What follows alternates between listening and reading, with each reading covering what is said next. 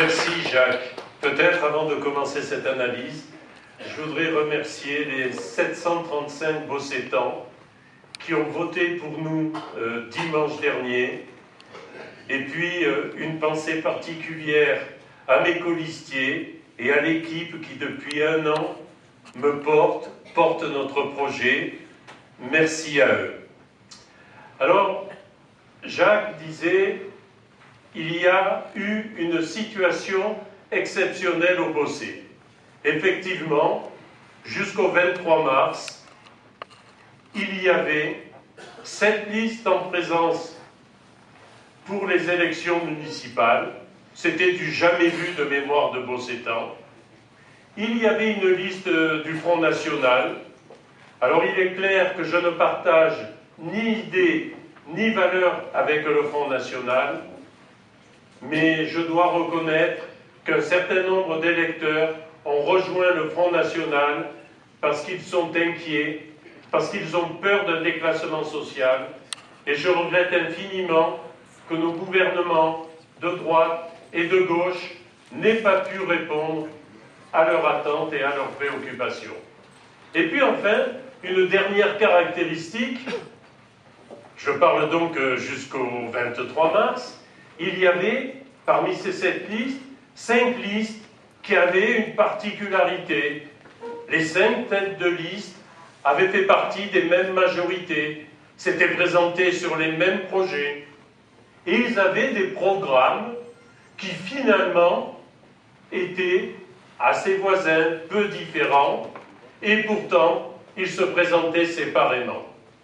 Cherchez l'erreur. Et puis, le 23 mars, vers 20h, 20h30, par une ultime volte-face, le maire sortant a désemparé ses colistiers et a désorienté l'électorat. Une nouvelle donne. Dès le lundi, dans un esprit républicain et au-delà des clivages politiques, j'ai décidé de rencontrer les têtes de liste, et parmi les têtes de liste, ceux qui avaient fait moins de voix que nous, à l'exception du Front National, puisque je vous ai expliqué que je n'avais rien à partager avec ce parti. Alors vous me direz, pourquoi ceux qui ont fait moins que vous et pourquoi pas les autres? Eh bien, la raison en est très simple. Parce que ni mes colistiers, ni moi-même ne sommes à la recherche du moindre poste, ni du moindre honneur. J'ai donc, dans la journée de lundi, rencontré messieurs Chapelot, monsieur Halimi. Malheureusement, monsieur Faïs n'a pas pu se rendre disponible, et nous avons échangé sur la situation au Bossé et sur leurs intentions. À l'issue de cette journée, les choses devenaient claires. Nous étions, le Bossé rassemblé, en 2e position. Face à nous, le Front National. Alors là, Front National est présent au second tour pour le plus petit des écarts de voix possibles. J'entends parfois dire « Oh, si je ne vais pas voter, finalement, c'est pas grave, hein, c'est pas ma voix qui va faire basculer. » Eh bien, si un seul des électeurs qui se sont portés sur le Front National avait décidé ce jour-là de faire autre chose, eh bien, le Front National ne serait pas au 2e tour. C'est vraiment un cas d'école. Et donc, j'en profite pour vous dire que si vous voulez porter vos convictions, portez-les dimanche dans l'urne et ne pensez pas que votre voix est peu importante. Je ne pensais pas un jour trouver une démonstration aussi éclatante. Et puis, en face, 2 candidats, M. Ferrero et M. Halimi. Eh bien, je le dis, ce sont des candidats qui appartiennent au passé. M. Ferrero, permettez-moi de faire 2 citations de ce qu'il a produit. Alors, premièrement, j'aime pas lire quand on parle à des amis, mais là je vais quand même lire afin qu'il n'y ait aucune erreur possible. Page 2 de son programme. Je rappelle que M. Ferrero a été élu pour la première fois il y a 32 ans. Non, décidément, virgule, le changement, ce n'est pas de prendre les mêmes élus et de recommencer. Si c'est ça la force de l'expérience, non merci. Alors, il y a un homme politique assez connu, et même très connu, qui disait, non sans cynisme, plus c'est gros, plus ça marche. Il a un ému. J'ai pris sa profession de foi. Premier engagement. Premier engagement, alors je lis, je m'engage, alors il y a plusieurs choses, et pour l'attribution juste et équitable des logements sociaux. Moi aussi. Seulement la différence, c'est que M. Ferrero, depuis 32 ans, a participé à toutes les municipalités qui ont préféré payer des pénalités plutôt que de construire des logements qui soient accessibles aux plus modestes.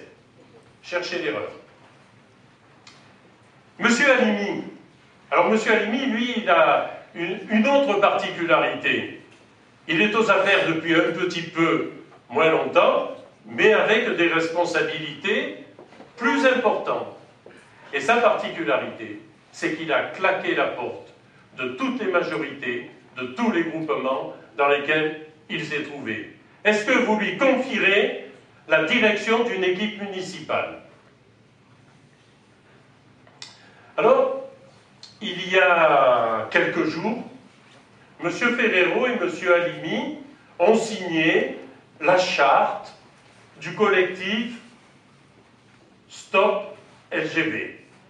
Bien. Mes colistiers participent aux actions, suivent le dossier avec sérieux et persévérance depuis 2011. Lorsqu'il y a eu,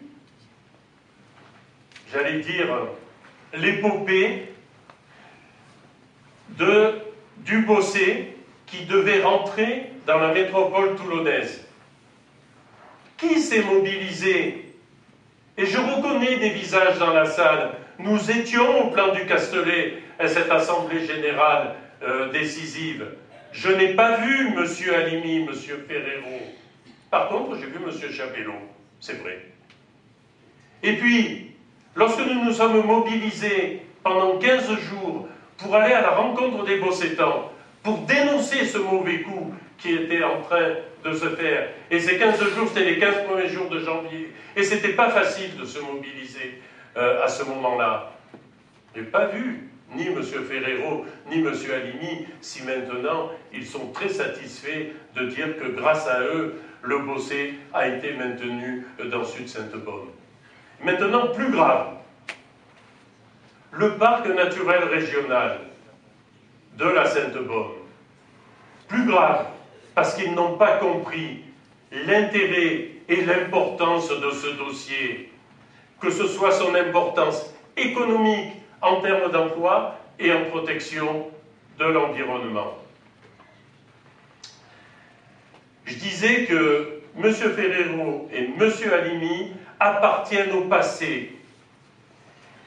Ils font partie d'une classe politique qui, durant toutes ces années au Bossé, a mené ses projets au jour le jour et sans aucune vision d'ensemble et d'avenir. Lorsque je regarde les programmes, on veut construire une école. Bien. On veut construire une nouvelle gendarmerie. Pourquoi pas? Des équipements sportifs. Bien. Mais nous pensons, nous sommes persuadés que tôt ou tard, le Bossé aura besoin de ces équipements. Mais la différence, c'est que vous ne les trouverez pas dans notre programme.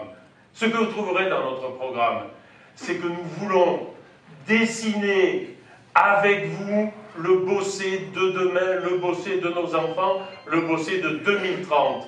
Et que nous voulons que les Bossétans partagent